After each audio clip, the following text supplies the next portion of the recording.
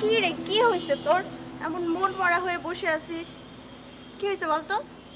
অনেক কিছু হয়ে গেছে। কি হয়ে গেছে? এই যে সুমনের বার্থডেতে গেলাম, এই একটা ঝামেলা হইলো। সবাই আমাকে ভুল বুঝতেছে, বিশেষ করে রিয়া। রিয়া তো আমার সাথে কোনো কমিউনিকেটই করে না। ফোন দিচ্ছি, ব্লক করে রাখছে, ফেসবুক থেকে ব্লক করছে, ইনস্টাগ্রাম থেকে ব্লক করছে, কোনোভাবেই আমি কমিউনিকেট করতে পারতেছি না। এখন আমার সাথে নাকি তার ব্রেকআপ হয়ে গেছে। কি আশ্চর্য, কি করলাম আমি? ব্রেকআপ করে ফেলবে? আচ্ছা থাম থাম থাম। আর এই জন্য টাকা আমার দিকে, তোর চেহারার এই অবস্থা?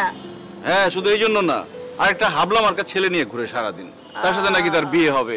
কাজিন লাগে না কি লাগে, ঘোড়ার ডিম।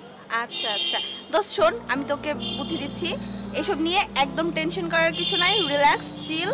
আমি তোকে একটা আমার ফ্রেন্ডের নাম্বার দিচ্ছি, তুই ওর সাথে কথা বল, ভালো লাগবে। মানে ও কি? ও অনেক সুন্দরী, ওর সাথে তুই কথা বল, ওর সাথে ঘুরতে যাবি, খেতে যাবি, ওর সাথে হ্যাং আউট করবি, দেখবি রিয়া জ্বলবে। ভাই আমি এই ঝামেলার মধ্যে নাই। আমি এমনি একটা মেয়েকে নিয়ে ঝামেলায় পড়ছি, সিএনজিতে উঠছি, ওই মেয়ে যে সিএনজিতে বসেছিল সেটাই তো আমি জানতাম না। সেটা নিয়ে আমি স্ক্যান্ডালে পড়ে গেছি, আরেকটা মেয়ের কাছে যাই আমি আরেক ঝামেলায় পড়তে। এসব নাই আমি। কোনো ঝামেলা হবে না, চিল। ঝামেলা হবে না আমি জানি, ঝামেলা হবে। আমার দিকে তাকা, ও অনেক সুন্দরী, অনেক সুন্দরী। ভালো তো? অনেক ভালো।